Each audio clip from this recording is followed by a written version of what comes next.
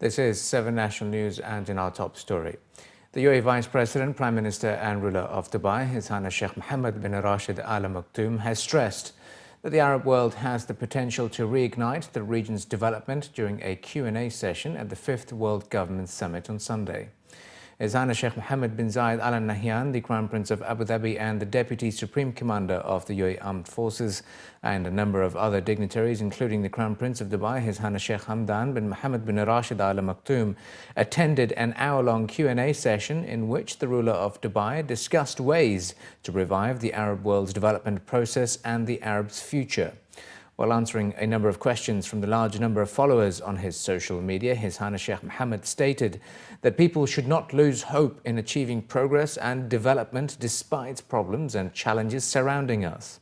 His Highness added that in the UAE we don't claim perfection, but we learn every day. Our experience is available to all interested in inspiring from our success. While speaking about how the UAE's Mars project is involving young Emiratis in their 20s, the ruler of Dubai stated that he is optimistic about the region's future as the Arab world has well-educated people and all of the necessary elements, including financial and human resources, to fuel growth. مشاكل العالم ما توقف ولا بد أن نحن نستمر في النمو ونجتهد في حق شعبنا وبلدنا ونطور. لو قلنا من 40 أو فوق 40 سنة أن نحن لا بنتوقف حتى يدب الأمن، كان ما وصلنا مكان. نحن بالرغم من وجود الأمن وعندنا رجال يحمون الأمن وهم على مستوى عالي جدا، ولكن نحن نستمر في العطاء وفي التقدم لبلادنا ولشعبنا ولمجتمعنا، فلا تتوقف ولا تفقد الأمل. أنا أقوم بالحكومة الاتحادية وقبلت من جهة إخواني. بالطبع عندي ربع وعندي مستشارين اللي هم يسمون أعمارهم مستشارين.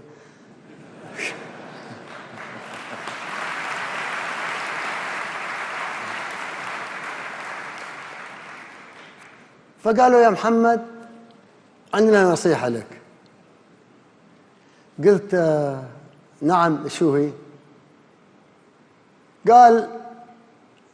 قالوا يا محمد نحن نصيحتنا لك، الله ساعدك ونجحت في دبي، ولكن الحكومة الاتحادية روتينية مطلوبة كثير. الوزير متى جاء ومتى ما ظهر، وأنت هني ما بتقدر تسوي شيء. وأنا أقول لكم بمساعدة إخواني ومساعدة الوزراء اللي غيرنا فيهم اليوم، نحن أقول لكم أن حكومة دولة الإمارات هي المتقدمة على كل الحكومات.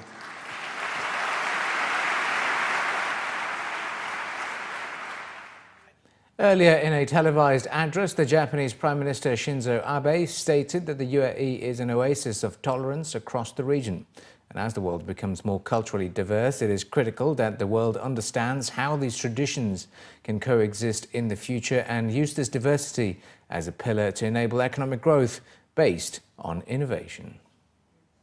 古来よりアイデンティティや文化、伝統を異にする人々がいかに共存できるかは今日の世界が直面する重要な課題です。多様性の尊重が今ほど必要な時はありません。多様性を社会の活力として生かす、これこそ政府の役割と考えます。私はイノベーションを通じた経済成長の実現を推進しています。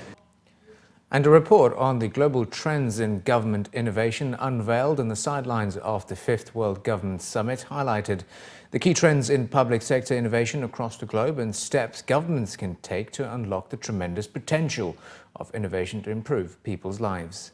The report Embracing Innovation in Government Global Trends, drafted by the Mohammed bin Rashid Center for Government Innovation in cooperation with the Organization for Economic Cooperation and Development, is based on the analysis of 150 innovations from 46 countries, including the UAE, Portugal and Indonesia, and identifies 6 key trends in public sector innovation.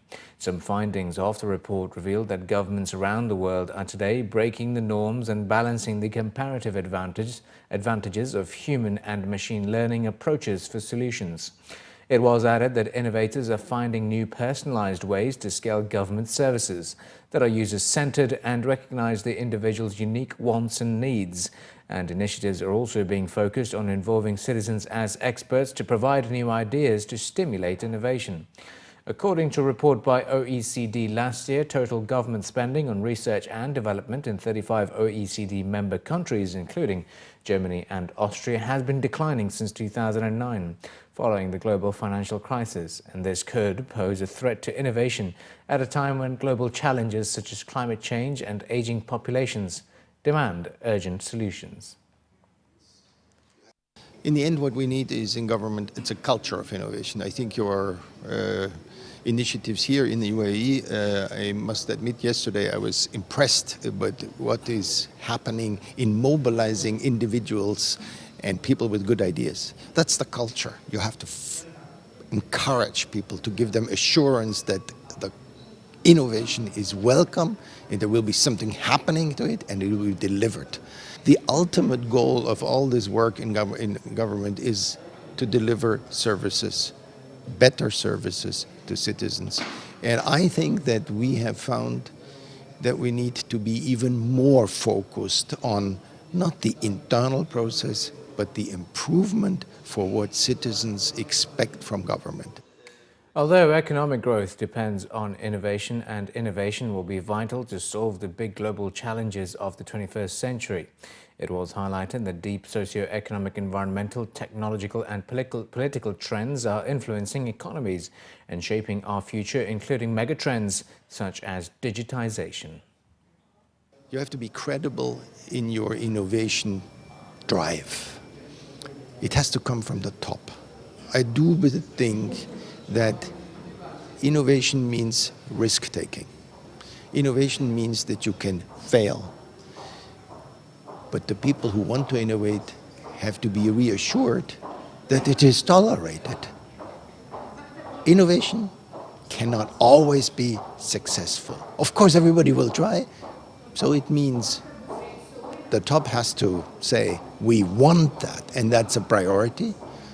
Second, you have to tell people, if you fail, it's not an issue, we will do better. And the third thing, I would say the challenge is that we keep this culture going. Crown Prince of Abu Dhabi and Deputy Supreme Commander of the UAE Armed Forces, His Highness Sheikh Mohammed bin Zayed Al Nahyan, has inspected the Museum of the Future as part of the activities included in the 5th edition of the World Government Summit. His Highness was accompanied by the Deputy Prime Minister and Minister of Presidential Affairs, His Highness Sheikh Mansour bin Zayed Al Nahyan, during the museum tour organised by the Dubai Foundation and the World Government Summit. Museum officials described to His Highness the innovative solutions created by farms to develop their food networks in a bid to serve whole neighbourhoods while catering to the nutritional needs of individuals. His Highness also participated in the interactive section of the museum, where visitors got a glimpse of how cities will look like in 2050. The museum houses a section called City Tools, which is an automatic robotic system that displays the cities of tomorrow and can also demonstrate how to rebuild a city after a disaster or over a short period. It relies on advanced robotic technologies to construct buildings and infrastructure and create sustainable and flourishing environmental systems. During his visit, the Crown Prince of Abu Dhabi emphasized that the World Government Summit, which has been hosted by the UAE annually since 2013, has become an outstanding international event and has opened its doors to all countries in the world in a bid to encourage exchanges of experiences and ideas. The UAE Research Programme for Rain Enhancement Science officially launched a third cycle by inviting researchers, scientists and technologists worldwide to submit innovative proposals in the field of rain enhancement. The programme offers a grant of $5 million distributed over a 3-year period to be shared by 5 winning research proposals, which will be selected in a 2-stage review process based on international best practice. Launched by the Ministry of Presidential Affairs of the UAE in early 2015 and overseen by the UAE National Centre of Meteorology and Seismology, the initiative is designed to stimulate rain enhancement research. Public and private non-profit or for-profit organizations, as well as individuals from any country, are invited to propose new technologies and evaluative and modeling techniques to boost the efficiency of increasing rain. Potential applicants have to submit letters of intent by midnight of 16th of February. The submission deadline for pre-proposals is the 16th of March. Once evaluated, the entries will be shortlisted by an international review committee. The selected candidates will be asked to submit their full proposals by the 16th of August. The awardees of the third cycle will be announced in January 2018. The 2-stage selection process will evaluate the technical aspects of the proposed projects and the potential to contribute to advancing the effectiveness and efficiency of rainfall enhancement. Marine biologists and researchers gathered in Abu Dhabi to create the first regional endangered species list and find out how to better conserve threatened sharks, rays and chimeras throughout the Arabian Seas. The Environment Agency Abu Dhabi, working with International Union for the Conservation of Nature, have submitted their findings from the meeting to reevaluate the regional conservation status of the species in the region. Sharks, rays and chimeras form one of the world's oldest and most ecologically diverse groups of animals, yet a quarter of the world's species are threatened with an elevated risk of extinction, and ray species are found to be at an even higher risk than sharks. The findings from 22 scientists involved in the research will be published in June and will help governments and organizations redirect their conservation priorities towards those species identified as endangered.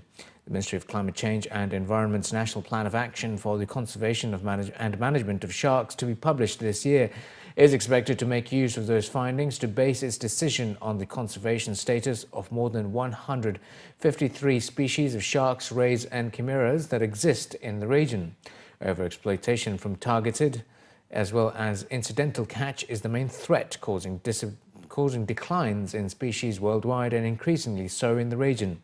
The project plans to publish findings that will differentiate between global conservation classes and those that specifically pertain to the North Arabian Sea region, which includes the Red Sea, Arabian Gulf and the Arabian Sea down to India and Sri Lanka. Sharjah police on Sunday said that thousands of jaywalkers in the emirate were fined last year in order to reduce the number of run-over accidents. A spokesperson for the Traffic and Patrol Department of Sharjah Police revealed in a local report that the police fined 11,343 people who were caught jaywalking from the beginning of 2016 till February 8 this year, while a total of 235 run-over accidents were recorded. Jaywalking attracts a fine of 200 dirhams in Sharjah, and the number of deaths due to pedestrians being hit by cars declined in 2016 compared with 2015, according to the statistics. Pedestrians are often advised not to cross highways with speed limits of more than 80 kilometers an hour because they could be held liable for any accidents. The Federal Penal Code allows traffic prosecutors to hold pedestrians who cross roads in undesignated areas and cause accidents resulting in injuries or property damages liable. As for motorists, Article 43 imposes a fine of 500 dirhams and 6 traffic points for not giving priority for pedestrians in designated areas. And finally, in the bulletin, Dubai has been ranked first in A.T. Kearney's latest report, Global Cities of the Future, a GCC Perspective, developed for the World Government Summit 2017. The city is increasingly regarded as a global and regional leader in business activity, human capital, information exchange and cultural experience, and according to the global management consulting firm's report, Dubai is one of the world's top 5 cities for imports and exports and serves as the major business trading hub in the GCC region. The report's author stated that being home to the headquarters of Emirates Airline and 2 international airports, Dubai is also a major destination for international tourism. The city scored high in human capital with a variety of international schools and many foreign-born residents. Michael Romke, a principal with AT Kearney and co-author of the report, stated that Dubai is a fantastic example of how a city plans ahead, building on its robust progress in many areas to position itself as a leading global city. On an international scale, New York, London and Paris remain unchallenged as the world's most global cities.